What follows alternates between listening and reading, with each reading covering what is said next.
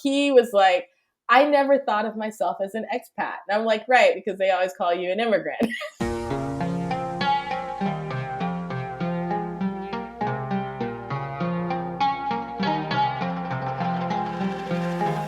Hi, I'm Isabelle Hogol, and this is Borderline. It's something I've touched on this podcast before. I have reclaimed the term immigrant for myself. For one, Brexit for the first time really made me feel like one, having to justify my presence here in the UK and apply to retain rights taken in a vote where people like me were not allowed a ballot. A couple weeks after I just moved to the UK in the autumn of 2016, when the referendum results were still fresh and raw, and when weren't they raw? I sat at a dinner opposite a woman who had, it quickly became apparent, voted leave. I wasn't keen to put the topic on the table, but when it came up, I mentioned that no, everything would not be just fine, that there were long negotiations ahead with as yet uncertain results, and that I could still be asked to leave the country. In fact, dear listener, I still could, and I'll only find out at the end of this year. She paused and looked at me. "Oh, you'll be fine, dear. You're..." She stopped. White, wealthy, not Polish. I'll never know where that sentence was heading, but I'm afraid I do know. There's a lot of politics, and not the prettiest kind, in choosing the foreigners we want and those we don't. The people to whom we grant the non-threatening label of expat and those we call immigrants. I talked about this week with Amanda Bates, the founder of the Black Expat, a site dedicated to the experiences of Black people living abroad. We talked about a lot more than that too, her childhood as a third culture kid, the challenge of returning quote-unquote home after a long absence, and the importance of telling joyful Black stories. Here is Amanda Bates.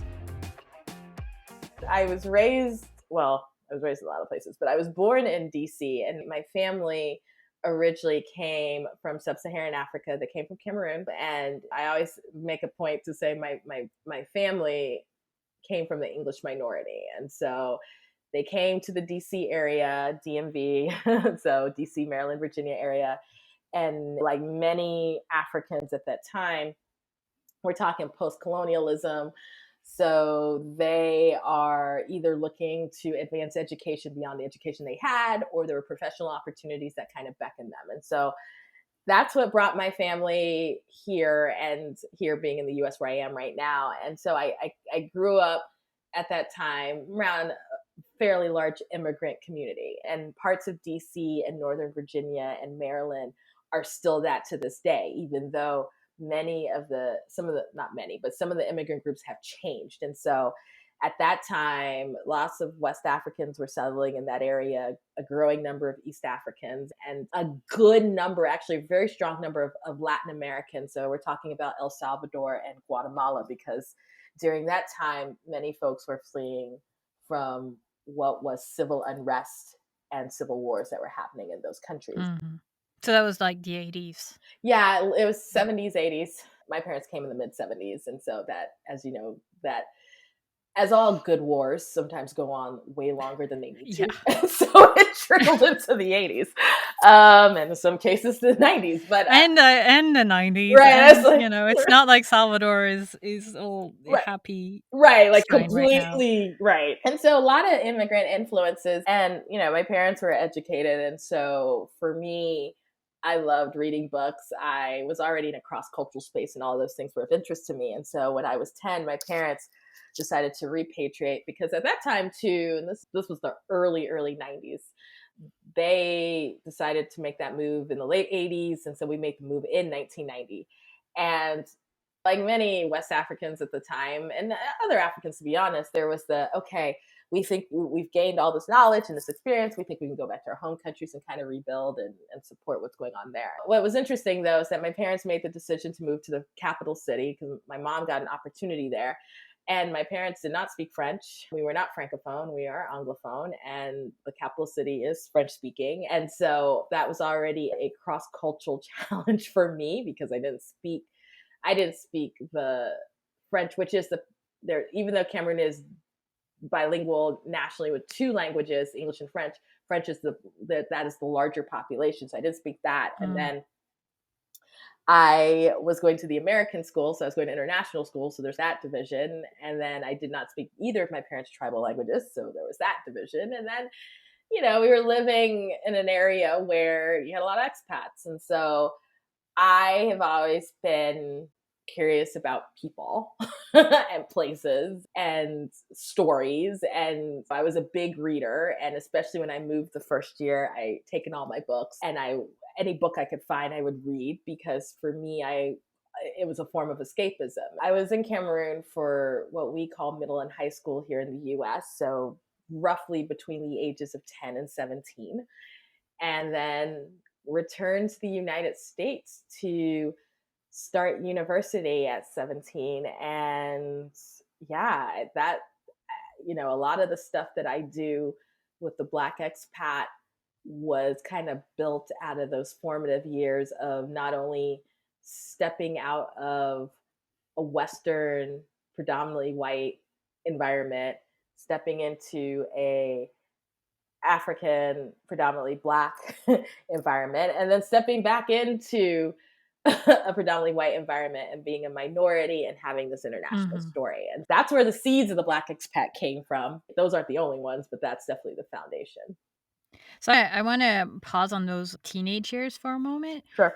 What was it like? So you have that kind of like that double returning experience, first returning, in your case, going for the first time really to Cameroon as a young American child. And what is that like, stepping into an environment that, yeah, sure, your parents are from there, but is very different from your reality growing up in America, isn't it? Yeah, like all third culture kids, those who basically have spent childhoods crossing borders, it was definitely a challenge because, number one, I came from a place of privilege. Now, I didn't have the terminology for it as a kid, but I knew it just because, like many folks, they look towards the US being this big place and this great place. And in many ways it is, right? And a place of opportunity. And so the fact that my mannerisms were very American-ish, and my accent and just my knowledge, it stood out. And so the very first year I was back, I was homeschooled through my fifth grade year, and then my sixth grade year I was in a local school, and that was a really hard transition, and it wasn't a good fit. Culturally, I just didn't understand a lot of things. There were a lot of expectations that were different, and I was in a boarding school, so I was away from my family, and it just didn't work out. And so when I was in seventh grade, I was put into the international school, and that's where I think I finally found my space, because all of the kids there had some, like, the stories were not exactly the same, but there was some element of, we're all kind of flailing in places where we're not quite 100% a fit. And that's where I probably made some of my best friends, lifelong friends. And so it took me a while. Like, it took until I got into the schools that I went to, for the two international schools I went to. It was a struggle, and it was not easy. And there was still tension outside those walls, right? Because you look like the population, you have names like the local population, but my mom worked at the US Embassy, and so that was already a thing. and so it wasn't easy, but I think, like all good TCKs, you learn how to adapt, and I think that's a skill that I've taken with me as an adult. Mm-hmm. It's interesting what you just said, because it's like, you're not obviously an outsider. Like, the way that you present when people first meet you, they think you're going to be the same. And then it's, as you interact with people, they're like, oh, wait, she's not quite the same. And so it must have been jarring for people on the other side as well, to kind of adapt and understand who you were. Yeah, I mean, then I had the same experience in college. Tell me about that. What was it like? Once again, sound like the local population, could be part of the local population, didn't understand any of the cultural references, because at that point, I'd been out of the country for 7 years. So there were some things I knew, like at the time, Fresh Prince of Bel-Air was huge, right? And also the show got translated and was disseminated around the world, because every time I talk to people, I watched The Fresh Prince of Bel-Air in France. That's growing up. Like, right, exactly. It was huge. It was huge. Like, I think we watched it in Cameroon. If you didn't record it on a VCR and bring it back, right, so all of us could watch it in English, I think we were getting it in French from France dubbed. It was wild, but I'm sorry. Those French dubbed shows are oh my terrible. gosh, every show I know, I'm always like, we watched that in French, and I'm still confused as to what happened. But this was the 90s, and so what's different now for third culture kids is the internet. The internet, Mm-hmm. when I was starting to go to college, email was becoming a thing. Like I mean, I remember it was becoming a thing. And then when I got to college, I had an email address because the university had issued one, but it wasn't, we didn't have social media. Information didn't travel the same way it did now. And so people would make references, and I'm even to this day, and this is a long time ago, but even to this day, people will make references from stuff in the 90s here, assuming I would know, and particularly about Black culture. And I would say, yeah, I was in Africa. Like, I don't know what you're talking about. I so relate. So it was a couple years later, but I was in the US for university, and I came home to France, and like I missed 4 years or 3 years of slang. Yeah. And even just 3 years, the way people talk, there's expressions that I still don't use right in my own language. Right. Just from having missed the years when that came into the culture, and I could never catch up. Yeah, no. And to this point, I'm like, I'm old enough not to care now and say, look, I was in sub-Saharan Africa, so you're just gonna have to deal with it. And people look at me and they go, oh, damn. And I was like, yeah, exactly. I do not know what you're talking about. And so I came back, and I had a hard adjustment in the States. And it was hard because I didn't even have, at least when I went to Cameroon and eventually got to my international school, there was a community of folks who were similar, right? Not exactly the same, but similar, and could understand. There was a shared cultural experiences there. Mm-hmm. Didn't have that here. I went to a large state school where, because it's a large public school, the vast majority of the students are from the state, which means the vast majority have not necessarily lived anywhere else, at least during high school. Where was that? What state? North Carolina. North Carolina, yeah. Which is common with any state school, right? And I was an out-of-state student that got in. And so people would have peer groups from high school that on the weekends. They're like, okay, I'm going to go hang out with such and such. We went to high school together, or from their hometown. And I did not have any of that because where I went to high school and where I grew up took 2 international flights to get to. And so, yeah, college wasn't even, for me, when people say college was the best times of their lives, I'm like, what are you talking about? College was terrible. Truly, college was terrible for me until the last 2 years. So how did you cope? Did you have strategies? Oh, no, not at all. Did you find a way? Not at all. There was unresolved grief, which is common with third culture kids and didn't know at the time. There was a certain degree of depression, I would say. I had my friends, and my friends were all scattered throughout the country who were all going to college here. And most of them, if not all of them, were going through some form of that because we weren't really prepared for the transition. It was, you're going to college, you're going west, but that was it, not the emotional part. What was helpful was having friends where I could see and talk to, but they didn't live near me. And so it was a really rough thing because you have to also realize my family was also abroad. So I was here for a good portion of it. And it was halfway through towards the end where my family came back to the US. No, it was terrible. But here's what I will say. This is what actually made me a really good person. Why I got the role I got for a job down the road, which was working with first gen, which is first ones in their families to go to college. And most of them were underrepresented minorities because when I was applying, I think one of the things that was impressed upon the hiring manager was the fact that even though I was American, even though my parents were college educated, I understood what it meant to be an outsider. So for someone to step on a college campus and completely not know what's going on, even though outwardly they look like they're part of the community. And when you are a student where no one in your family has gone and you don't know the lingo and you can't figure out where the dining hall is and you don't get the cultural references and norms, like it is a terrifying experience. And because I had that experience, it actually it is what got me this job where I was working with students who were going out of their normal cultural spaces and stepping into a new one where they're like, oh God, I don't even know what's happening. What kind of questions did those kids ask you? What were the things that preoccupied them?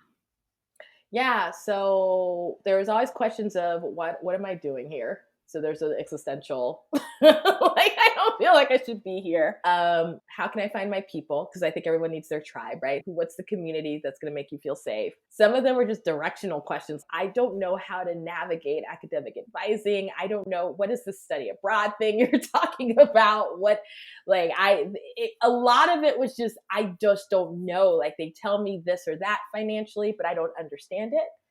And I think growing up as a kid who grew up between spaces, and this has just influenced my work throughout my life, I feel that one of the things you have to do to help people is make sure that, one, that they're part of the situation and the story, and number two, that you help them to understand situations in a way that they can process. So that's a philosophy that I've kept with no matter what I'm doing, and I do quite a number of things that are very different from each other.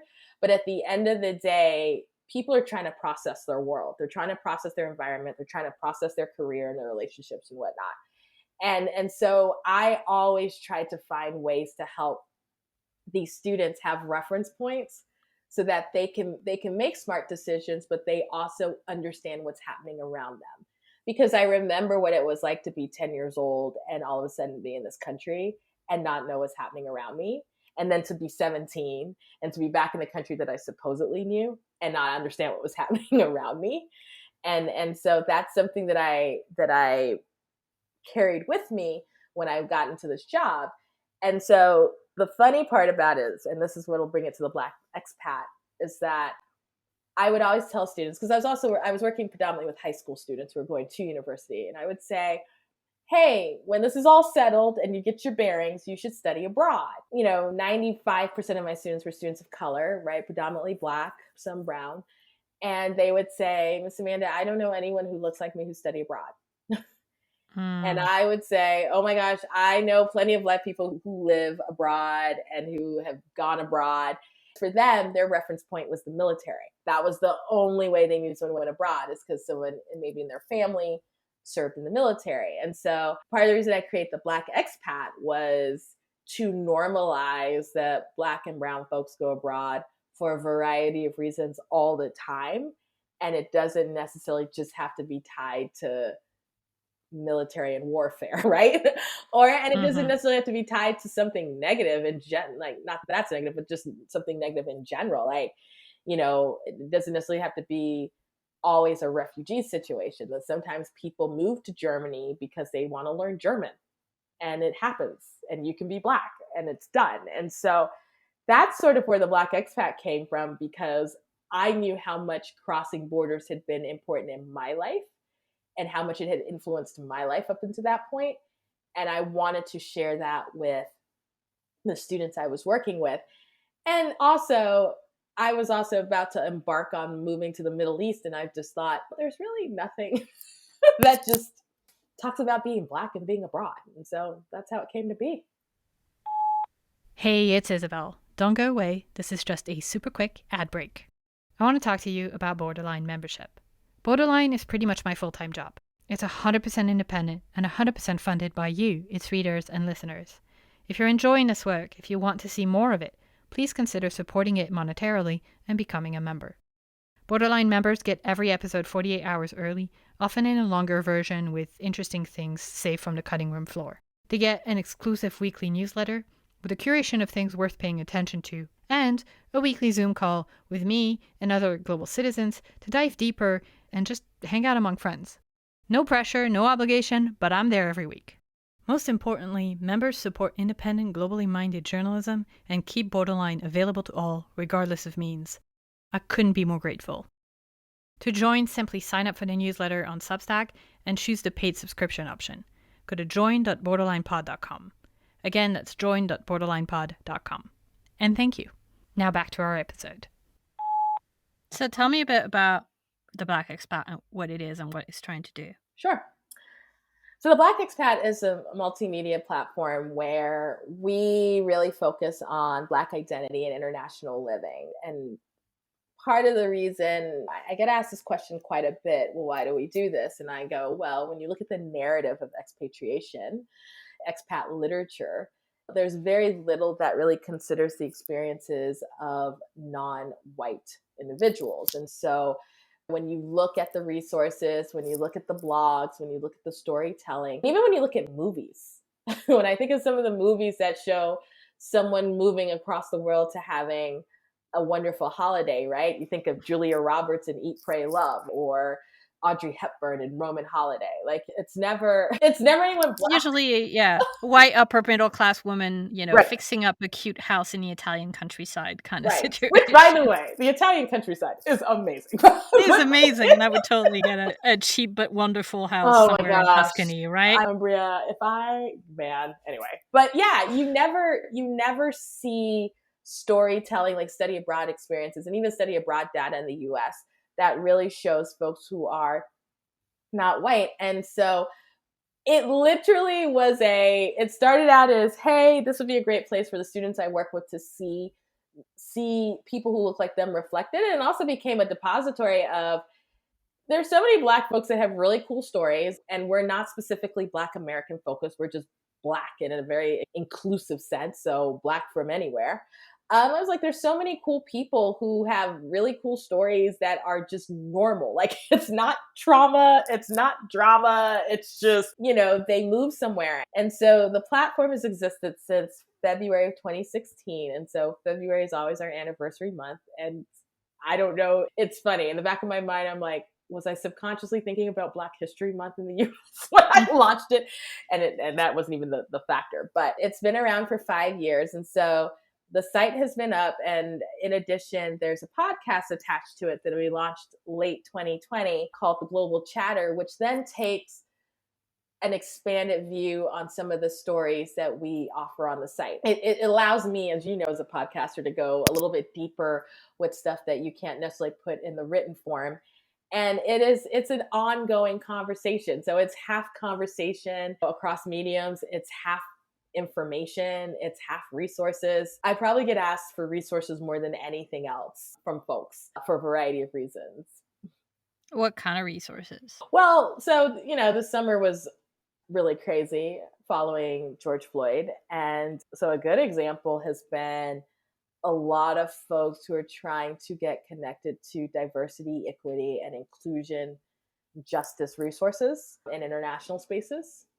So those connections haven't necessarily even been Black folks. Those have been non-Black folks who are in organizations and in businesses where they've decided to take a serious stance on it and are looking to find who are the thought leaders and the movers and shakers in those spaces who could do anything from consulting work to coaching work to workshops to whatever. And so that's a big thing. Employment becomes a big question when people are thinking about going abroad. So we get that. Folks looking for coaches.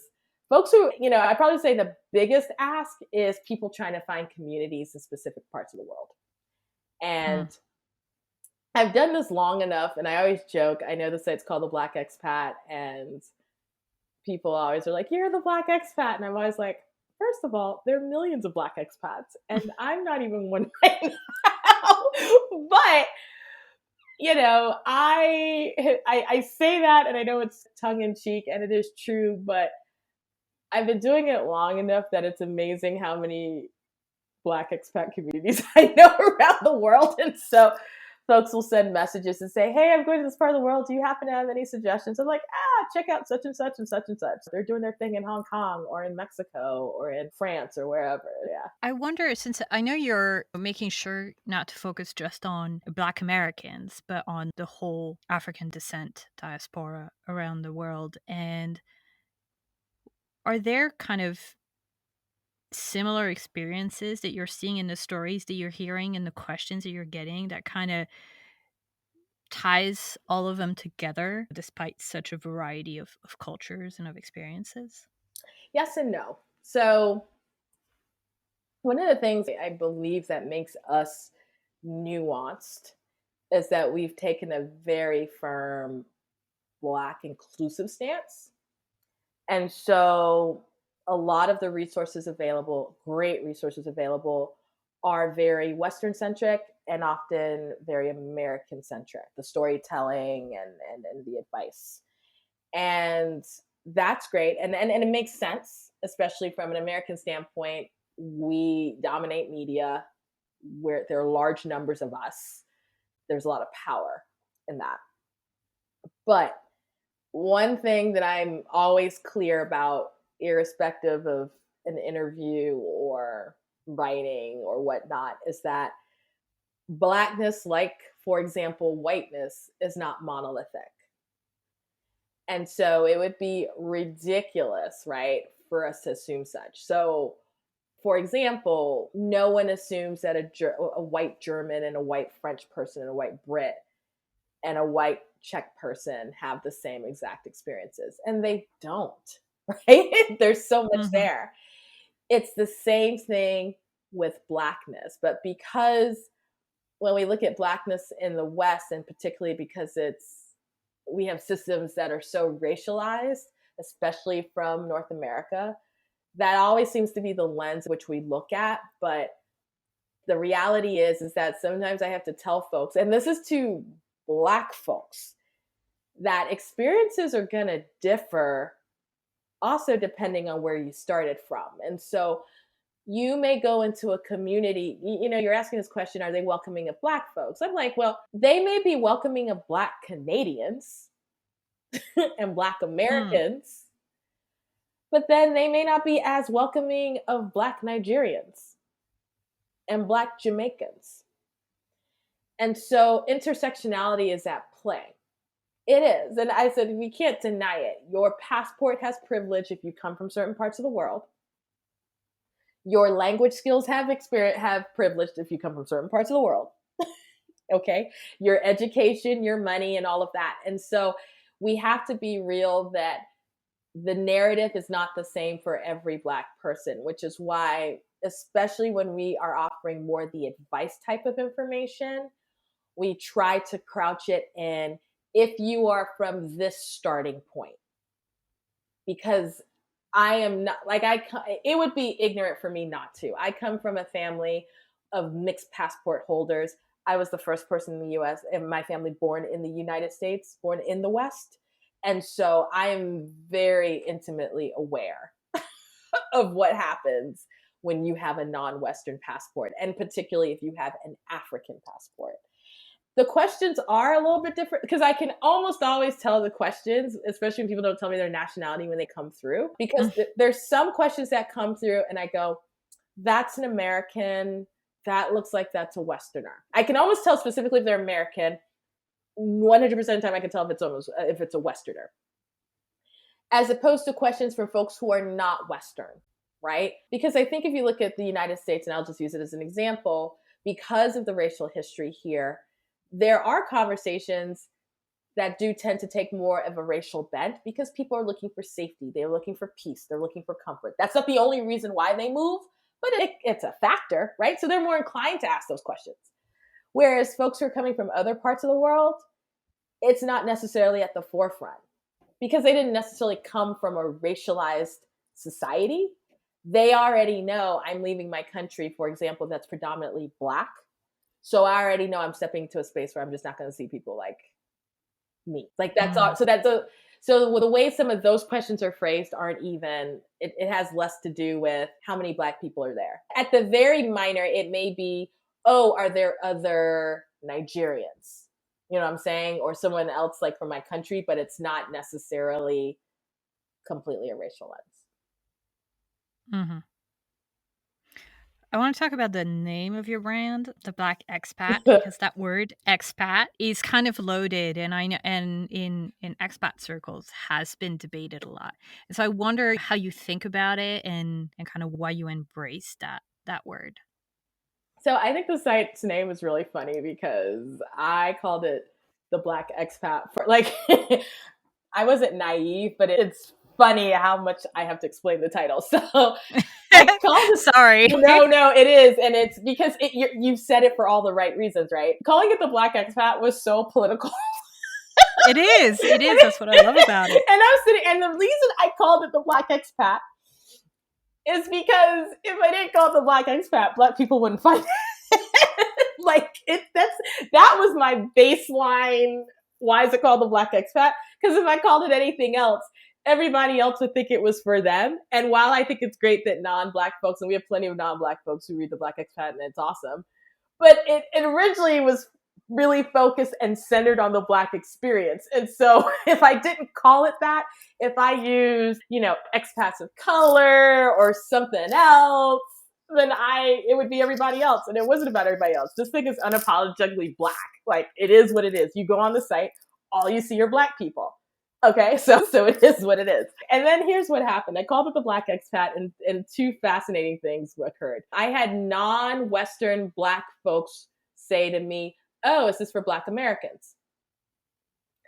And the reason they asked that question is, once again, if you grew up in a society where maybe you were predominantly Black, you don't think about being Black, right? You think about your tribe, your ethnic group. You don't think about being Black because we're all Black. And so they thought it was Western because they saw the Black in it. And I said, no, this applies to you. And then I got, wait a minute. The other part to what you alluded about the expat is that I'd also say expat applies to you as well because you fit this category. And I remember talking to a guy originally from Mali who had grown up partially in Saudi Arabia and then went to the Netherlands for school and then lived in France, the UK, and somewhere else, and now lives in like Senegal, right? The man is a quintessential third culture kid, expat. How does that not apply to him then? Because once again, when you look at media, Black people and brown people are never centered on that experience. And so he was like, I never thought of myself as an expat. And I'm like, right, because they always call you an immigrant. And so I said, no, I want Black folks to understand that this term applies to them as well. And it's funny because Black Westerners have never been hung up on that, ever. It has never been an issue. They've never been confused. They're just excited that they see a site called the Black Expat. Non-Western Black folks, that's where the struggle has been. It's been like, oh, wait a minute, we can embrace this term too. I'm like, sure, if you moved within 5 African countries, you're an expat too. I don't care why you expatted. I don't care if it was for education, for love, for religious reasons, for persecution, or war or conflict. You just crossed borders. You're an expat. And then the interesting part then is then when you take it outside of Black folks in general, I think people at first are like, there's a site called the Black Expat. And I think there's a little, oh my gosh, is it politically militant? Am I going to be scared? And then they get on the site and go, wait a minute, I can jive with this. This is normal. I'm like, yeah, it's no. What did you think was going to happen? Like, this wasn't going to be the next coming of the revolution. I have too many things to do to start a revolution.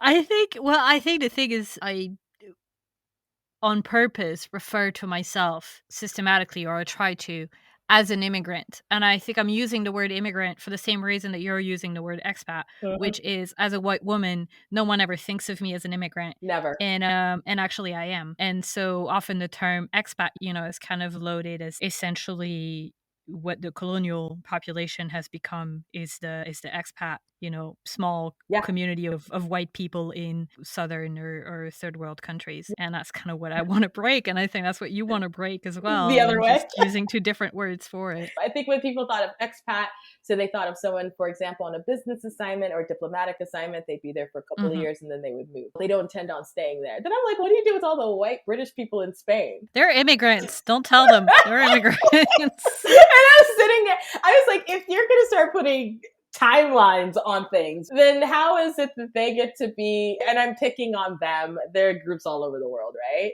But why is it that you can't be first of all, the Black people who are moving for a variety of reasons, for short-term reasons, they definitely can get to be expats because I don't care. If they decide that they want to move somewhere and they want to be there for 10 years, technically, yeah, they left from somewhere and they moved somewhere else. They expatted, and guess what? And now they're an immigrant. So maybe an immigrant is just a type of expat. right? That's true. Yeah. Or maybe an expat is a type of immigrant. I don't know which yeah, way. I'm trying to remember which way to go. But yeah, do you see what I'm saying? So maybe there doesn't, it's just like to me where you have third culture kids who they moved to one country. That's what made them a third culture kid. And then you have third culture kids who moved to 8. I think it's a spectrum, but definitely when people think of an immigrant, they don't think of you. And when they think of an expat, they don't think of me. I think also even trying to put that sort of, okay, so if you do a short-term assignment, you're an expat. And if you move your entire life, you're an immigrant. It just creates boundaries that it sounds all neat, but that's not how life works. Like you move somewhere and you think, okay, I'm going to try this. And then you wake up and it's been 10 years and you're still there. Right. So it's not like you can, really delineate people that simply. I find that the people who are most committed to this term expat are just most committed to keeping the case systems and the hierarchical structures that were there. And they just don't like that other people can enter them. Like they like that. They like being, I'm an expat, right? Because they don't want it to include others in that story. And I have seen it, and I'm not necessarily talking about white expats. I've seen it with other groups that, based on their standing in a country, they have wholeheartedly bought wholesale kind of that mentality. And to me, I'm like, these are just words. All I'm trying to say is, Black people, if you move around the planet, the site is for you. And that's the easiest thing. Because if I call it, let's be honest, if I call it the Black immigrant, right. Right. It's okay. It's actually really interesting because when you say it, all of a sudden your brain goes to a very different kind of brain. Right. And that's the problem. But if we're being honest about it, like that's what's going on in your brain. Totally. And you know what? I mean, this might inspire me to write something about that. I think it's hilarious. But I'm like, yeah, if I call it the Black immigrant, the glamour and the allure wears off. I think you'd get a lot more hate comments too. Oh, for sure. Like the moderation would be hell. For sure. And here's the thing. Even the glamour would wear off for Black folks, right? Because we act as if we all haven't been, for lack of a better term, indoctrinated with some of the same idea, right? We have. And I think that's part of the challenge too, when Black folks from the West then move to places like predominantly Black places in the global South. There's a lot of things that you're coming with that are very Western and colonialistic and a little imperialistic that you might have to let go of. I almost should run a poll and say, hey, y'all, if I called the site the Black immigrant, how many of y'all would stay with me? How many of y'all are ride or dies? Because I like stirring up trouble. I may ask that question. Make it a Twitter poll. I'd be curious. I think like people who know you, people who know the site and appreciate would probably stick around. But in terms of like the new audiences that you bring in, that'd be interesting. Yeah. Well, this has been a really fun and interesting conversation. I loved it. Thank you so much for doing this. Oh my gosh, we definitely talked about a whole bunch of things I didn't anticipate. So it's been great. Those are the best conversations. Thank you so much. Thank you. You can find the Black Expat at theblackexpat.com, all one word with the old school thefacebook.com for those of you ancient enough to remember that. Their podcast is The Global Chatter, which you can find on all the usual platforms and on YouTube with subtitles, as well as on Instagram. Again, that's The Global Chatter. All the links are in the show notes. By the way, Borderline is also on YouTube with subtitles, on borderlinepod.com with a full transcript, and the newsletter has condensed version of the interviews. So if you have hearing issues, if English isn't your first language, or if simply you do not like audio, and I know there's a lot of you, go get yourself some written words. And when you do that, you'll have the option to upgrade your newsletter subscription to a paid membership, which gets you more and earlier content, both written and audio, and it helps me keep making Borderline. A big thank you this week to the lovely Amanda Bates and to 2 new Borderline members, Zelda Shamlu and Justin Jackson. If you enjoy Borderline, there are 3 quick things that you can do to help. First, please share it with a friend. That's how podcasts grow. Then go to Apple Podcasts or your favorite podcasting app and rate and review us. 5 stars are much appreciated. And finally, hit subscribe so you get the next episode as soon as it comes out and you can help drive Borderline up those charts. Tell me what you think, share ideas, or just say hello. I'm at Ayahugal on Twitter. The impossible last name is ROUGHOL. And at borderline_pod on Instagram. I'm also very active on LinkedIn, where Borderline goes live every Thursday, so look out for that. I'm your host, Isabelle Hugal. Music is by Shane. Borderline is a One Lane Bridge production. The truth is, liberalism doesn't tell you what to think. It tells you how to think. It tells you what is the primary moral unit in life, and that is the freedom of the individual. Where you go from that, the conclusions that you come to on that basis, that's up to you. Next week on Borderline.